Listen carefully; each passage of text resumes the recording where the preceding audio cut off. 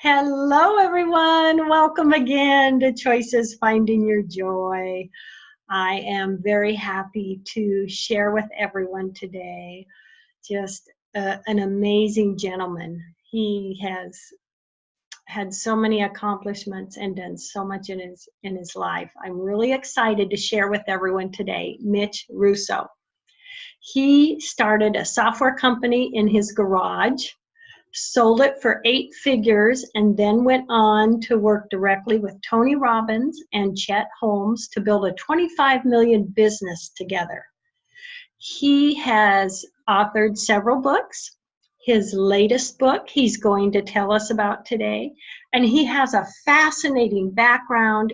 We have a lot to talk about today, Mitch. So first off, welcome. Thank you, Paula. Yeah, we sure do. So happy to have you on the show. My pleasure. Ah, well, I would love to begin with a bit of your background. Sure. Well, I grew up in Brooklyn, New York, and I was a sort of an introverted kid. And I was, I wasn't like a football type of a kid, so I didn't get picked for many of the teams. So for me, the only way I figured out I could meet girls was to have a rock band. So I started a rock band with the entire purpose of meeting some pretty girls, and so I studied guitar for 5 years, keeping that goal in mind all that time. And finally, at the age of 16, we launched our little rock band into the world, and it turned out to be one of the greatest business learning experiences I ever had. So I took that. I took that as a opportunity to promote that band and to test pricing and to grow the band. And so we had a lot of fun with it, and it turned out to be a really great experience. And I even got to meet some girls as a result too. So that wasn't so bad at all. And at 16 to begin that, Mitch. Yeah.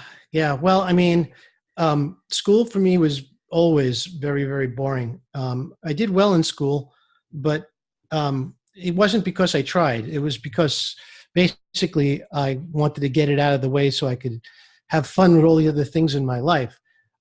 But later, it turns out that I got involved in the technology side of business, and I loved being involved in technology until one day I had this idea for a software program. And it turns out that idea was a terrible idea, but it led me to the breakthrough that gave us the chance to start our company. So, I invented the idea of keeping track of time on your computer to report it to the IRS so you could deduct your computer from your taxes. Well, it seems like a kind of a good idea until the IRS went and relaxed all the rulings on keeping time for deduction. So after 6 months of work, our product was pretty much useless. So we were there trying to figure out what to do next. And my partner and I had this brainstorm, said, well, why don't we simply take what we have and adjust it so that lawyers could keep track of their time on clients? And that was the key. That really, we went back to the drawing board. We rewrote the software, rewrote the manual. It took us about 3 more months. We had just quit our jobs before finding out that our software was now useless. So we were, you might say, burn the boats committed. We were absolutely ready to go. We had no choice. So we went forward, and well, the rest really is history. We built an amazing company, my partner and I. We never took investment money because, frankly, it scared the heck out of me. So we just did it at our own pace. We plowed all the profits back into the business for years until eventually we got liftoff. We got that core momentum that really takes you higher. And again, I learned so much in this process. It was 9 years of building this company and getting it sold, and then transitioning it to the new owner. And boy, what a trip that was. So, Wow. And yeah. isn't that fascinating, Mitch, how in the beginning this was the purpose. This is what it would do. And it ended up, oh my gosh, over here is where it can be used and be a service of. I mean, you just never know what's going to happen when you create something, where it's going to go. You're so right. And Paula, it's if you don't take the chance to create something, you're not in the game, and therefore you can't play the game. But if you take the chance and start, then you're in the game, and then anything can happen. And I always love to play. I love to play the game. I love to play many games, but in particular, I love business because it's one of the most purest forms of results from the things you do. So if you're doing something and the market doesn't like it, you get zero results. That to me is great feedback, and I enjoy that. I've failed so many times more than I've succeeded, but I've learned so much along the way. And I'm a coach. I work with clients every day and helping them build their business as well. So much of what I've learned comes from my own failures and from the experience I have working with others. So yes, you're absolutely right. The other thing is, of course, is that sometimes you get inspired to do something, and if you question it long enough, you'll talk yourself out of it. But if you just act and you just do it, then you get to find out what the universe has in store for you. And that to me is exciting as well. Yes. Oh, I love that. I love that. What the universe has in store for you. Myself, I began working at a restaurant in college, and I had it all figured out. I was going to be an accountant. This is what I'm going to, and I ended up falling in love with the restaurant and being a restaurant owner. You Wow. know, I think personally, Mitch, I think it's really great to have your goal of what you're working for, but boy, keep the door open to what you may realize, what direction you want to go. Yeah, that's so true. And again, I think keeping the door open, like you said, Paula, is the key to making sure that you get to enjoy your life. Now, I'm a very big component of staying happy. So and I take full responsibility for my personal happiness. So what that means is that I'm not responsible for anybody else's. I mean, I had a wife for many years. I have a daughter. I mean, I'm not responsible for their happiness. I'm only responsible for mine. And that makes it so much easier for me to keep myself happy. I do the things I love to do. I work with the people I enjoy working with. And I don't, if I don't like somebody or it doesn't seem to fit or I get a vibe that says it's not right, I just don't do it. But the chance that I had, which was, amazing. I had this chance to grow this company and then sell it for a lot of money. That was, you might say, a lifetime achievement. But then the next thing I did was in some ways even better. So to me, I think everything leads to the next thing, whatever that may be. Yes. So what was next, Mitch? Well, after I sold my company, I kind of thought that maybe I could help venture capital companies with some of the software companies that they purchased that weren't working out so well, they invested in. And so I sent my resume as soon as I finished my buyout and as soon as I finished working for this other company, I sent my resume to a bunch of venture capital firms and I got zero back. Nobody was interested in hiring me because I was old at that point, Paula. I was 44. And so when I finally figured out why people from the venture community weren't responding, because I actually asked them, hey, why don't you call me back? Why aren't you interested in having me help? They said, well, truthfully, Mitch, you're too old. Most of our founders are 26 and 27, and here you are, you're kind of 44 years, it's over the hill for our type of business. And I said, no problem. And instead decided that I would build a company to compete with them. And I did. So I built Assist Ventures, which was a venture firm of my own. And I funded it with a bunch of my own money. And then, again, ready to take on investors. And then at that point, I actually did get a proposition, which you might call a Godfather offer, the kind you can't refuse. Mm-hmm. So I got a proposition from a venture capital company to run one of their portfolio companies, and I chose to accept that. And I had an immersion into the internet and into the furniture business of all things back in 1999 when the internet was still new. So for me, it was very exciting. I was learning all the time. I love to be in a mode where I'm learning all the time. And after we wrapped up that company, it turned out we started that company right before the big bust, the internet bust in 2000, March of 2000. So for me, I had done everything I could, and then we figured out a way to sell the company. And so hopefully everybody was happy with that. But it wasn't the outcome we hoped for because the economy had tanked so badly in 2000. So my next step really was, okay, what do I do now? I mean, I wasn't really worried about making a living. I had money, but what I didn't have was something to occupy me and keep me interested. So I was always interested in the stock market, but I don't know how to trade stocks. So I figured, why don't I go and learn? So I decided to go back to school for options trading. And so I became a professional options trader, and I mentored with a gentleman from the Chicago Board of Options Exchange. And he taught me so much about options investing. I started to take money and invest it. And it was an incredible ride. I was having so much fun. I was again making money in the stock market, which was wonderful. But then the market crashed. So the 2007, 2008 cycles came around, and here I was once again with another crash. So I pulled back and decided to figure out a way to make my options still work for me on maybe a different level. But around that time, I got a phone call from my old buddy, Chet Holmes. And Chet said to me, look, I'd like you to help me get my company off the ground.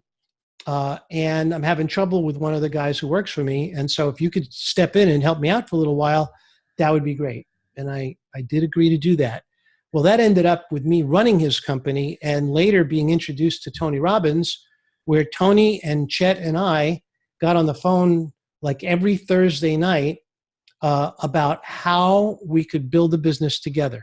So imagine this. I mean, the esteemed and amazing Tony Robbins on the phone with little old me every Thursday night, hanging out, talking about the future together. I mean, it doesn't get any better than this. I couldn't make this stuff up, It's just the adventure of life. Yes.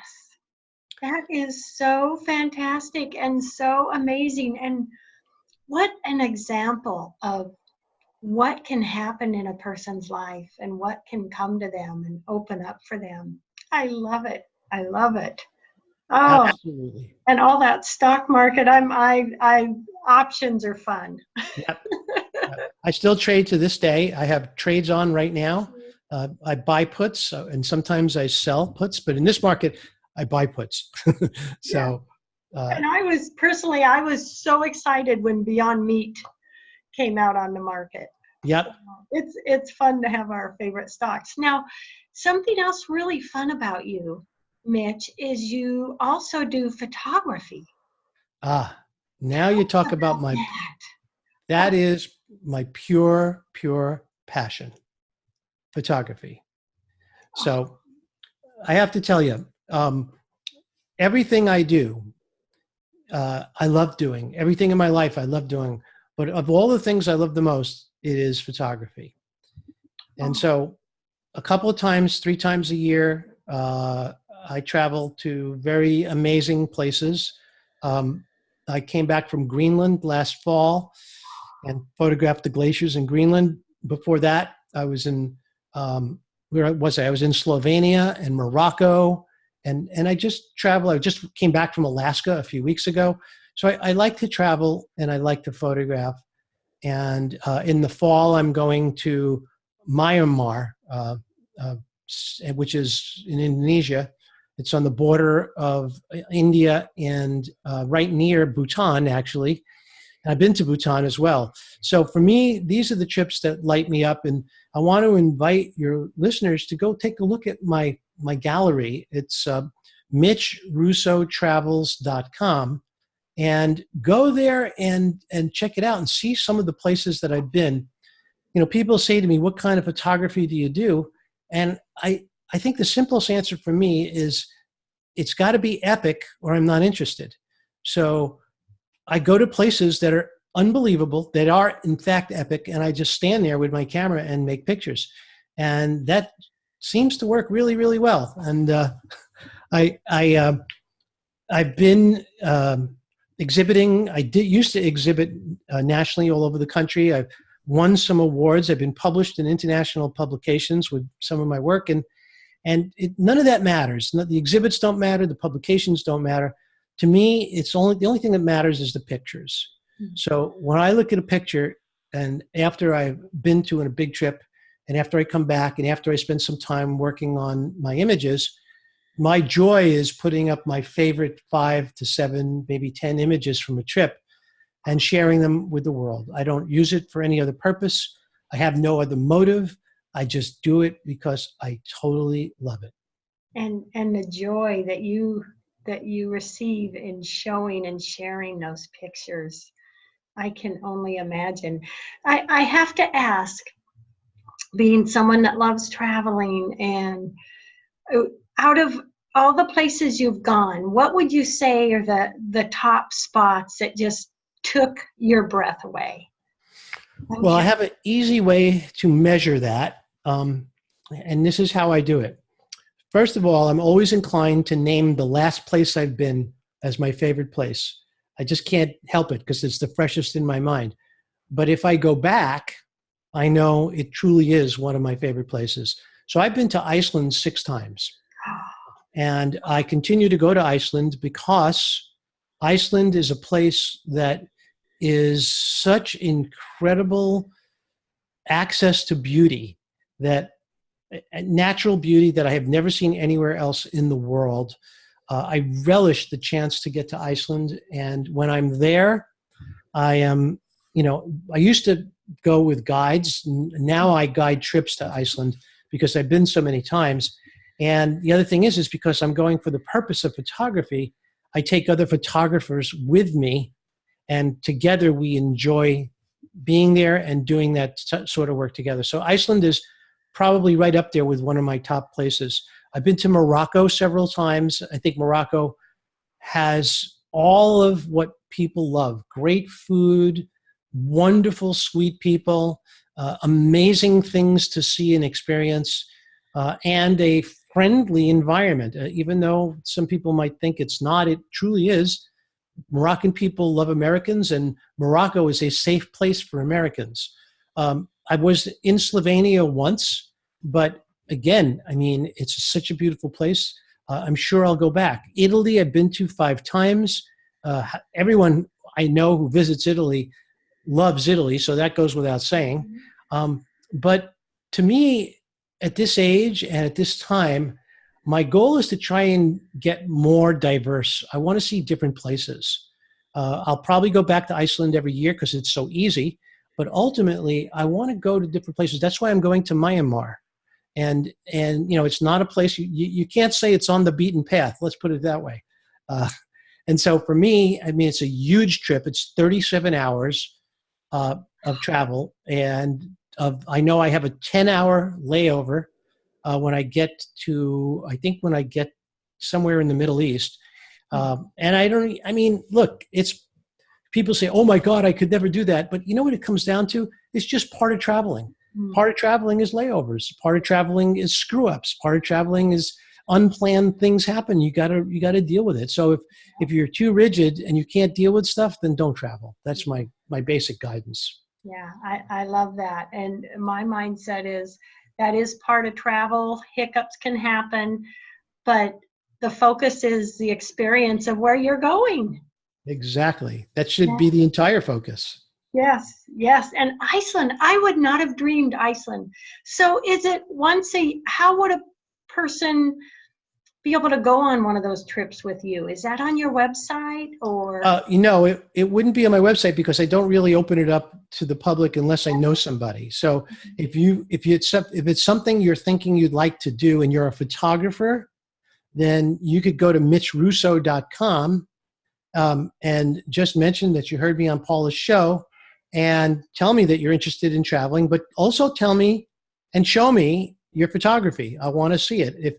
Because I don't think this is, if you go with me, while I would love to help you in so many ways, it's not going to be time to fiddle with the camera. You need to know your camera and you need to have experience. You need to know how to use your camera, particularly at night, for dark sky and astrophotography. and also, be able to withstand being out in the cold for long periods of time. And remember, I'm not going to like lay in the sun and drink pina coladas. Yes, we happen to eat at 4 and 5 star restaurants in Iceland, because why not? When they're there, you should take advantage of that. But we're not there for the comfort. We don't stay in fancy hotels. We stay near where we want to be for photography. Mm-hmm. Yeah, I love it. I love it. Oh, and well, tell everyone the name of your most recent book. Well, yes, thank you for mentioning that. My last book is called Power Tribes. And for anybody who's ever built a group of people, assembled a group of people for any purpose, that's your tribe. And what I do is, in my book, Power Tribes, is I teach you how to take that to the next level. I teach you how to take that tribe, and if under the right situations and under the right conditions, teach you how to monetize that tribe so you can make money directly from your tribe. And it's not hard at all, but you need to have the right set of circumstances. The book is, in effect, a blueprint of how to do that. So you do it basically by going out there and talking to these people and enrolling them and making them part of your world. And the book explains how. It's a step-by-step process. But I've been told that the book is also very inspirational. So what that really means is that if you have a group of people that you work with on a regular basis, read the book. I have a feeling you'll get something out of it just because it's so tribe-oriented. I love that. I love that. And that, that can help us in so many areas, and working with others and all different businesses. Well, with about 3 minutes left in the show, Mitch, what last words do you want to share with everybody today? Well, what I want to share, and this is my message that I try to share everywhere I go, is that you are an evolving being that is here to enjoy your life. Your goal in life is to get the most out of it for yourself. That doesn't mean you need to be selfish. It simply means that by focusing on yourself and staying happy, others around you will feel that and respond in kind. So I'm a very big believer that the universe is a friendly place. The universe loves me, and the universe takes care of me. And I believe that down to the fibers of my soul, because I am a witness to it every day. And I think if you take the position that this is why you're here, you asked to be here, you're here so that you can experience life and all that it has to provide you with. So just enjoy it and focus on the things that you want, and stay focused on how that feels. If you can simply connect with those feelings, sometimes those things show up. And that's kind of what I love to do. Yes. And isn't it true, Mitch, that yes, what we focus on, our thoughts on, the direction, is what we create, and we do create our happiness. Yes, you're so right. We do. We are responsible for our happiness, and we create our happiness. And when we decide that we want something in our lives, and focus on the feeling of having it, not on the feeling of not having it, then we attract it directly. And that's the little trick that I've learned over the years from my friends, Esther, Hicks, and Abraham, who have shown me over and over again that all you have to do is stay focused on the feelings of having the things you really want in your life, and by magic, they seem to show up. Yes, and that is so true. Oh, I am right there with you, Mitch. Yes. That's great. Love it. I firmly believe that as well. Please, before we say goodbye, share your website information one more time, and let everyone know where they can get a copy of that great book. Of course. So just go to mitchrusso.com. If you want to know more about my business, go to powertribesbook.com if you want to learn about my book, and go to mitchrussotravels.com if you'd like to see my gallery. And I invite you to do so. Take a peek in my camera bag, see what I take with me on trips, and And if you have any questions about any of my websites or my pictures or my books or the work I do, please reach out.